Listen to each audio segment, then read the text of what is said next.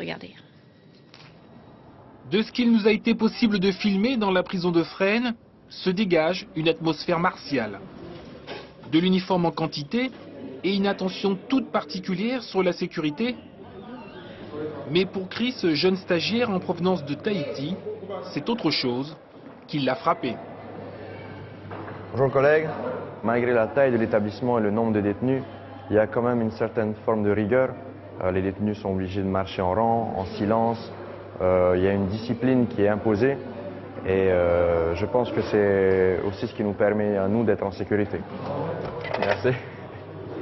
Chris vient de passer 2 mois dans cette maison d'arrêt taille XXL. Fresnes, qui accueille environ 2500 détenus, est la seconde plus grande prison d'Europe.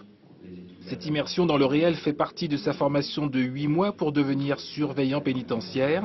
Tenir un étage, apprendre à être autonome, travailler en sécurité, il a pu voir à l'œuvre ses futurs collègues. Ils mettent en pratique ce qu'ils ont appris à l'ENAP.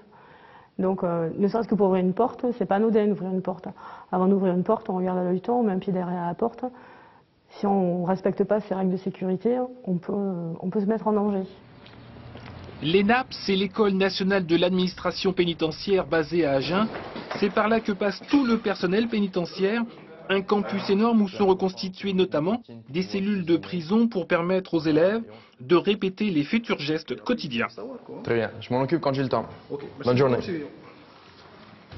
C'était difficile, mais on a beaucoup appris. C'est l'avantage de travailler dans des grosses structures comme ça.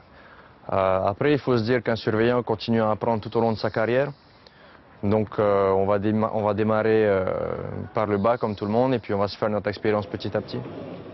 Les 8 mois de formation sont désormais un lointain souvenir pour Chris. Début mai, il débutera son nouveau métier dans le centre pénitentiaire de Fars, l'un des plus surpeuplés de France.